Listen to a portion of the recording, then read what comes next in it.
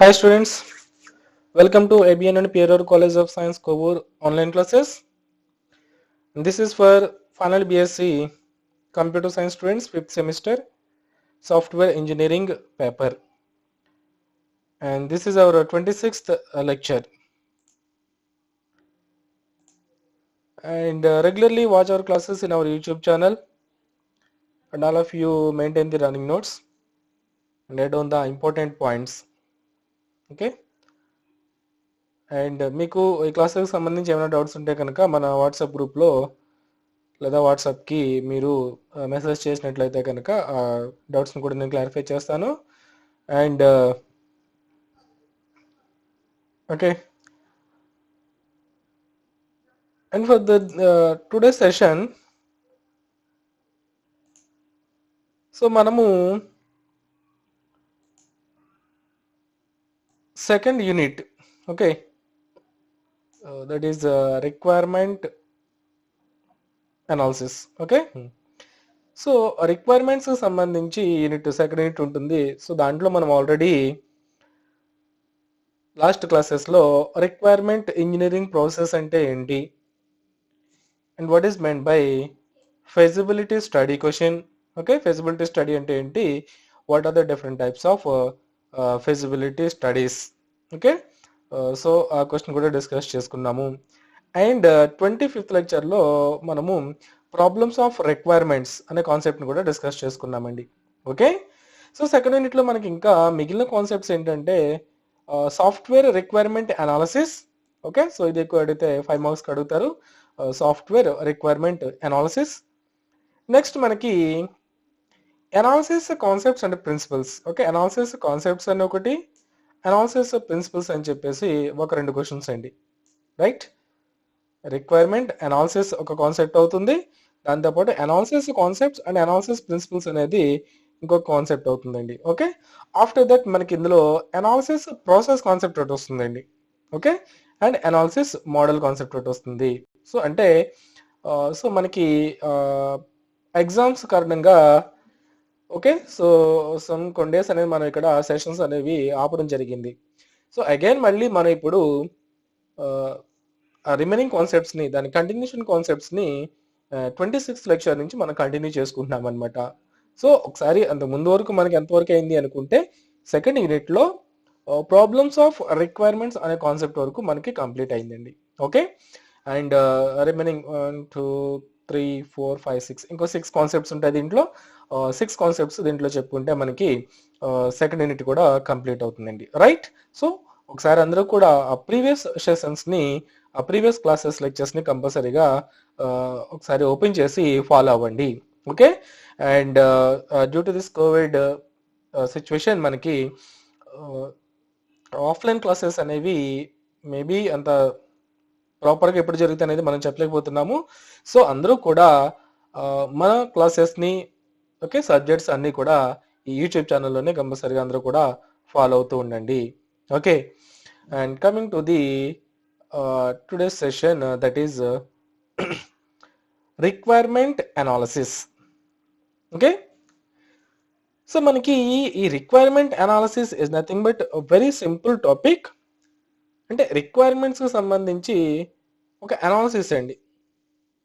ఓకేనా, అంటే రిక్వైర్మెంట్స్కి సంబంధించి ఏ విధంగా ఇక్కడ జరుగుతుంది, అసలు రిక్వైర్మెంట్ అంటే ఈ అనాలిసిస్ అనేది దేన్ని చెప్పుతుంది, ఏ విషయం గురించి మనకి ఇక్కడ చెప్తున్నాం అనేది తెలుస్తుంది అనమాట. యాక్చువల్గా మనకి ఈ రిక్వైర్మెంట్స్ గ్యాదరింగ్ ప్రాసెస్లో మనము క్లయింట్ దగ్గర నుంచి రిక్వైర్మెంట్స్ని గ్యాదర్ చేసుకోవాలి. రైట్, సో ఈ రిక్వైర్మెంట్స్ గ్యాదరింగ్ ప్రాసెస్ని సమ్ రిక్వైర్మెంట్ అనలిస్ట్స్ అని చెప్పి కాల్ చేసుకుంటామండి. The people who are collecting these requirements are the people who are taking responsibility on this requirement process. Okay, those people are called analysts. Which analysts? Requirement analysts అని చెప్పేసి call చేసుకుంటాం అనమాట. Okay, so those people are expert to gathering that requirements. ఓకేనండి, so ఆ people ఎవరైనా కావచ్చు, ఆ software ఫీల్డ్లో వర్క్ చేసే పీపుల్ ఎవరైనా కావచ్చు. బట్ ఈ రిక్వైర్మెంట్స్ గ్యాదరింగ్ దగ్గర లేదా రిక్వైర్మెంట్స్ గ్యాదరింగ్ చేసే పీపుల్స్ని రిక్వైర్మెంట్ అనలిస్ట్స్ అని చెప్పేసి కాల్ చేసుకుంటాం అనమాట. సో మనకి ఈ క్వశ్చన్లో మనం ఏం చూస్తామంటే సింపుల్, ఒక రిక్వైర్మెంట్ గ్యాదరింగ్ ప్రాసెస్ జరుగుతుంది అంటే ఒక సాఫ్ట్వేర్కి సంబంధించి ఓకే మెయిన్ ఇంపార్టెంట్ రోల్ అనేది ప్లే చేస్తున్నట్టండి ఇక్కడ. అంటే ఇక్కడ ఏ ప్రాసెస్ అయితే మనం ఇక్కడ చేస్తున్నామో ఆ ప్రాసెస్ అనేది మన నెక్స్ట్ ప్రాసెస్ సాఫ్ట్వేర్ డెవలప్మెంట్లో నెక్స్ట్ ప్రాసెస్ డిజైనింగ్ కాన్సెప్ట్ వస్తుందండి. ఐ మీన్ సమ్ ఆర్కిటెక్చరల్ లేదా సమ్ డయాగ్రమెటిక్ రూపంలో ఈ సాఫ్ట్వేర్ని చూపించవలసి వస్తుంది. దాని తర్వాత కోడింగ్ ప్రాసెస్కి వెళ్తామండి. ఓకే, సో వీటికి ఆ ప్రాసెస్ జరగడానికి కావాల్సిన మెయిన్ డాక్యుమెంట్ అంతా కూడా ఎక్కడి నుంచి వెళ్తుందంటే ఈ రిక్వైర్మెంట్ దగ్గర నుంచి వెళ్తుంది అనమాట. అంటే రిక్వైర్మెంట్ మీద అనాలిసిస్ ప్రాసెస్ చేస్తున్నామండి. అంటే మనం ప్రిపేర్ చేసే సాఫ్ట్వేర్ యొక్క అనాలిసిస్ ప్రాసెస్ ఏంటి అంటే దేని మీద అంటే 3 కాన్సెప్ట్స్ మీద మెయిన్ ఆస్పెక్ట్ ఉంటుందండి. ఏంటంటే అవి డేటా, ఫంక్షన్, బిహేవియర్. ఓకే, ఒక సాఫ్ట్వేర్కి సంబంధించి ఈ 3 కాన్సెప్ట్స్ మీద ఎలా ఉంటుంది, ఈ 3 కాన్సెప్ట్కి సంబంధించి ప్రాసెస్ ఎలా ఉంటుంది అనేది మనం ఇక్కడ రిక్వైర్మెంట్ అనాలిసిస్ ప్రాసెస్లో గ్యాదర్ చేయవలసి ఉంటుంది అనమాట. Okay, anyhow let us see the document. Requirement analysis is a software engineering task that bridges the gap between system level requirements engineering and software design. అంటే ఇది ఈ అనాలిసిస్ ప్రాసెస్ అనేది software engineering team యొక్క process అంట. అది ఏం చేస్తుందంట, మనకి రిక్వైర్మెంట్స్ లెవెల్లో ఉన్న ప్రాసెస్ని ఓకే సాఫ్ట్వేర్ డిజైన్ ప్రాసెస్కి హెల్ప్ చేస్తుంది అనమాట అండి. ఓకేనా, అంటే ఆ ప్రాసెస్లు జరగడానికి కావాల్సిన డాక్యుమెంటేషన్ అంతా కూడా మనకి ఇక్కడ ఈ అనాలిసిస్ ప్రాసెస్లో జరుగుతుంది అనమాట. సో ఇక్కడ ఒక చిన్న డయాగ్రామ్ కూడా ఉంది చూడండి. System engineering okay those people అనమాట, వాళ్ళు రిక్వైర్మెంట్ అనాలిసిస్ ప్రాసెస్, వీళ్ళు ఏంటంటే ఈ సిస్టమ్ ఇంజనీరింగ్ అంటే రిక్వైర్మెంట్ గ్యాదరింగ్ ఓకే దానికి అండ్ సాఫ్ట్వేర్ డిజైన్ ప్రాసెస్కి మధ్యవర్తిగా ఉన్నట్టు అనమాట. అంటే ఇక్కడ మనం ప్రిపేర్ చేసిన డాక్యుమెంట్ అనేది ఫర్దర్ ప్రాసెస్కి డాక్యుమెంటేషన్ ఇంప్లిమెంటేషన్ ప్రాసెస్కి మనకి ఉపయోగపడుతుంది అనమాట అండి. ఓకే, ఫిగర్ మనకి ఏం చెప్తుందంటున్నాము, analysis bridge between system engineering and software design, right. Okay, so మనకి ఈ రిక్వైర్మెంట్ ఇంజనీరింగ్ యాక్టివిటీస్, ఈ రిక్వైర్మెంట్ ఇంజనీరింగ్ ప్రాసెస్లో మనకి జరిగేది ఏంటి అంటే the specification of software's operational characteristics. అంటే ఈ రిక్వైర్మెంట్ గ్యాదరింగ్ దగ్గర మనం ఒక డాక్యుమెంట్ ప్రిపేర్ చేస్తాము. ఆ డాక్యుమెంట్ అనేది దేని చెప్తుందంట, మనం ప్రిపేర్ చేసే సాఫ్ట్వేర్ యొక్క ఆపరేషనల్ క్యారెక్టరిస్టిక్స్ని చెప్తుందంటండి. అంటే ఏంటి, ఒక డేటా మీద ఓకే అలాగే ఒక ఫంక్షన్ అండ్ బిహేవియర్, ఈ 3 కాన్సెప్ట్స్ గురించి మనకి చెప్తుందన్నమాట. అంటే ఈ త్రీ కాన్సెప్ట్స్లో మన సాఫ్ట్వేర్ అనేది ఎలా ఉండాలి, ఎలా ఉంటుంది అనేది చెప్తుంది అనమాట. ఫర్ ఎగ్జాంపుల్ ఇక్కడ డేటా అనుకోండి, మనము ప్రిపేర్ చేస్తున్న సాఫ్ట్వేర్లో డేటా అనమాట. ఫర్ ఎగ్జాంపుల్ ఒక ఆర్గనైజేషన్ ఉందండి, దాంట్లో ఎంప్లాయీస్ డేటా ఓకేనా, అది డేటా కాన్సెప్ట్లోకి వస్తుంది అనమాట. నెక్స్ట్ ఫంక్షనాలిటీ, ఆ ఎంప్లాయీస్ డేటాస్ మీద మనం చేసే వర్కింగ్ ప్రాసెస్లు ఏంటి ఓకేనా, సమ్ తన డేటాని లేదా తన శాలరీని క్యాలిక్యులేట్ చేసుకోవడం అని ఓకే, లేకపోతే వాళ్ళకి ఆథరైజేషన్ ప్రాసెస్లు ఎలా ఉండాలి, వాళ్ళకి యాక్సెసింగ్ ప్రాసెస్ ఎలా ఉండాలి, అలాంటి ఫంక్షనాలిటీని ప్రిపేర్ చేయడం అనమాట. ఫస్ట్ సాఫ్ట్వేర్కి డేటాని తీసుకుంటున్నాము, దాని తర్వాత ఆ డేటా మీద ఫంక్షనాలిటీస్ ఎలా ఉంటాయి అనేది చూస్తాము.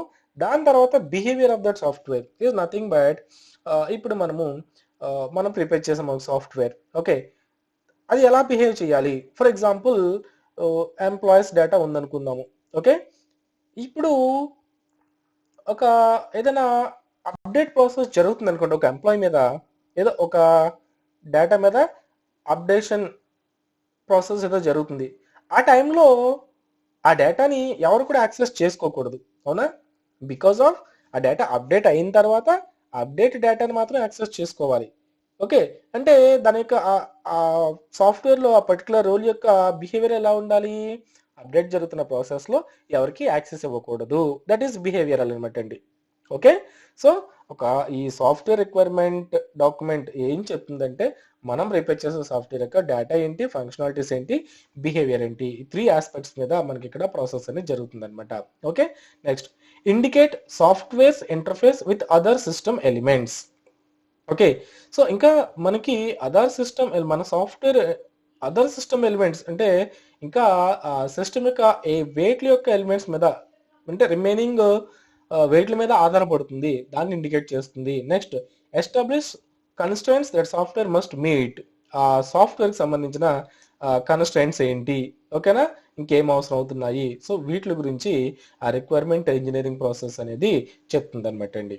Okay, next requirement analysis allows the software engineer to refine the software allocation and build models of the data, functional and behavioral domains that will be treated by software.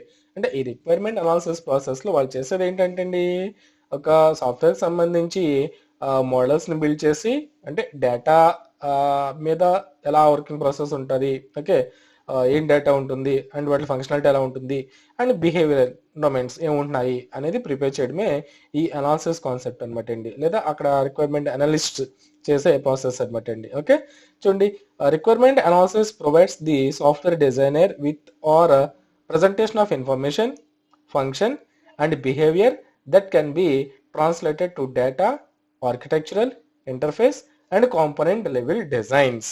అంటే మనకి ఇక్కడ ఈ requirement engineering process మనం చేస్తున్నాం కదండి, ఆ process జరుగుతుంది అంటున్నాం కదా, ఆ ప్రాసెస్ దగ్గర జరిగేది ఏంటంట, దాని యొక్క డేటా, ఫంక్షనాలిటీ, బిహేవియరల్ ఎలా ఉంటుంది అండ్ వాటి యొక్క ఇన్ఫర్మేషన్ ఆర్కిటెక్చర్ డిజైన్ కానీ ఇంటర్ఫేస్లో కానీ కాంపోనెంట్ లెవెల్ డిజైన్లో ఎలా ఉంటుంది అనేది కూడా ఈ అనాలిసిస్ ప్రాసెస్లో మనకి ఫైనల్గా తెలుస్తుంది అనమాట అండి. సింపుల్గా చెప్పుకోవాలంటే చూడండి, finally the requirements specification provides the developer and the customer with the means to assess quality once the software is build. So మనకి సాఫ్ట్వేర్ ప్రిపేర్ అయిపోయిన తర్వాత దాని క్వాలిటీ అనేది ఎలా ఉంటుంది, ఓకేనా, ఎలా ఉండాలి అనేది కస్టమర్కి డెవలపర్స్కి కూడా ఒక క్లియర్ ఇండికేషన్ ఇచ్చే విధంగా ఈ రిక్వైర్మెంట్ అనాలిసిస్ దగ్గర తీసుకునే డాక్యుమెంట్ అనేది వస్తుందంటండి. ఓకేనా, and software requirement analysis may be divided into 5 areas of effort. ఏంటంట, ఈ రిక్వైర్మెంట్ అనాలిసిస్ ప్రాసెస్ అనేది ఒక 5 ఏరియాస్ మీద ఎఫర్ట్ ఉంటుందండి. ఏంటది, problem recognition, okay, evaluation and synthesis అంటే ప్రాబ్లం ఏంటి, సాఫ్ట్వేర్ సంబంధించి టాస్క్ చేయవలసిన టాస్క్ ఏంటి, ఎవాల్యుయేషన్ అండ్ సింథసిస్ దానికి సంబంధించి ఒక మూల్యాంకనం లేదా దానికి సంబంధించి విశ్లేషణ ఇవ్వడం అనమాట. ఓకే, ప్రాబ్లం సంబంధించి విశ్లేషించడం ఏంటి అనేది చెప్పడం. తర్వాత మోడలింగ్, ఓకే, దానికి సంబంధించి సమ్ మోడలింగ్ కాన్సెప్ట్స్ని ప్రిపేర్ చేసుకోవడము. తర్వాత స్పెసిఫికేషన్, ఒక డాక్యుమెంట్ అనేది ఎస్ఆర్ఎస్ డాక్యుమెంట్ అని చెప్తాం కదా, ఆ రిక్వైర్మెంట్ డాక్యుమెంట్ని ప్రిపేర్ చేయడము అండ్ ఫైనల్లీ ఆ డాక్యుమెంట్ని రివ్యూ ప్రాసెస్ చేయడం అనమాట అండి. ఓకేనా, ఇది రిక్వైర్మెంట్ అనాలిసిస్ ప్రాసెస్లో జరిగే కాన్సెప్ట్ అనమాట. సో ఎనీహౌ ఈ కాన్సెప్ట్లో మనం గుర్తుపెట్టుకోవాల్సింది ఏంటంటే రిక్వైర్మెంట్ అనాలిసిస్ ప్రాసెస్ అంటే రిక్వైర్మెంట్ అనాలిసిస్ అంటే ఏంటంటే ఒక టాస్క్ని ఐడెంటిఫై చేసుకుని దాంట్లో డేటా అంటే ఒక సాఫ్ట్వేర్కి సంబంధించి డేటా మీద, ఫంక్షనాలిటీ మీద, బిహేవియరల్ మీద, ఓకే, సో 3 కాన్సెప్ట్స్కి సంబంధించి క్లియర్ ఇన్ఫర్మేషన్ అనేది మనం ఇక్కడ పాస్ చేసుకోవడం అనమాట అండి. ఓకే, ఎస్ఆర్ఎస్ డాక్యుమెంట్ని ప్రిపేర్ చేయడం అనమాట. వన్స్ మనం చేస్తున్న టాస్క్కి సంబంధించి ఎస్ఆర్ఎస్ డాక్యుమెంట్ని ప్రిపేర్ చేసేసాం అనుకోండి, ఆ డాక్యుమెంట్ అనేది ఫర్దర్గా మోడలింగ్ కాన్సెప్ట్కి అండ్ అదర్ సమ్ డిజైన్ కాన్సెప్ట్కి కూడా ఈ డాక్యుమెంట్ అనేది ఉపయోగపడుతుంది అనమాట. అంటే ఈ ఎస్ఆర్ఎస్ డాక్యుమెంట్ అనేది మనం ప్రిపేర్ చేసేసరికి ఫైనల్గా ఎలా ఉంటుంది, కస్టమర్కి లేదా అక్కడ డెవలపర్స్కి చెప్పడం అనమాట. ఫైనల్గా ప్రిపేర్ చేస్తే ఈ టాస్క్ అనేది ఈ విధంగా జరుగుతుంది, ఓకే, సో లేదా డెవలపర్కి అయితే కనుక ఈ టాస్క్ అనేది ఈ విధంగా జరగాలి, సో దీనికి సంబంధించి కోడింగ్ ఇంప్లిమెంట్ చేయండి అని చెప్పడం అనమాట. అదే కస్టమర్కి అనుకోండి ఏమని చెప్తున్నట్టు, సో ఫైనల్గా నువ్వు చెప్పిన రిక్వైర్మెంట్స్ ప్రకారము నీ టాస్క్ అనేది ఈ విధంగా జరుగుతుంది, ఈ విధంగా అవుట్పుట్ వస్తుంది అనేసి చెప్పడం అనమాట. చెప్పడానికి ఒక మన దగ్గర ఉన్న ప్రూఫ్ అనమాట అండి. ఓకే, సో దాన్ని మనం ఇక్కడ రిక్వైర్మెంట్ అనాలిసిస్ అని చెప్పేసి చెప్పుకోవచ్చు అనమాట అండి. ఓకేనా, రిక్వైర్మెంట్ అనాలిసిస్ అనమాట. సో నెక్స్ట్ క్లాస్లో ఈ అనాలిసిస్ ప్రాసెస్ ఏ విధంగా జరుగుతుంది, ఓకే, వీటిని ప్రాసెస్ చేయడానికి మనకున్న టెక్నిక్స్ ఏంటి, ఓకే, దానికి సంబంధించి ప్రిన్సిపల్స్ ఏంటి, అవి నెక్స్ట్ క్లాస్లో డిస్కస్ చేసుకుందామండి. ఓకేనా? ఓకే, స్టూడెంట్స్, జాగ్రత్తగా మన క్లాసెస్ అన్ని కూడా రెగ్యులర్గా ఫాలో అవుతూ ఉండండి. అండ్ ఫైనల్గా మనకి ఏవి ఇంపార్టెంట్ క్వశ్చన్స్ అనేవి కూడా మనకి అక్కడ నేను మెన్షన్ చేయడం జరుగుతుంది. వాటి మీద ఎక్కువ కాన్సన్ట్రేషన్ చేస్తూ ఉండండి. అండ్ ఎవరు కూడా నెగ్లెక్ట్ చేయకుండా ప్రాపర్గా జాగ్రత్తగా క్లాసెస్ వింటూ ఉండండి. ఓకే, సో క్లాసెస్ వింటే కనుక మీరు ఎగ్జామ్లు అటెంప్ట్ చేయడానికి చాలా ఈజీ అవుతుంది. లేకపోతే కనుక కొంచెం ఎక్కువగా కష్టపడాల్సి వస్తుందండి. సో నేను ఇచ్చే సలహా ఏంటంటే, సో ప్రతి స్టూడెంట్ కూడా రెగ్యులర్గా ఈ క్లాసెస్ని జాగ్రత్తగా ఫాలో అవుతూ ఉండండి. ఓకే, అండ్ జాగ్రత్తగా వింటూ ఉండండి. ఆ పాయింట్స్ అన్ని కూడా నోట్బుక్లో ఎక్కడన్నా నోట్ చేసుకుంటూ ఉండండి. ఓకేనా? Okay, thank you. See in the next class.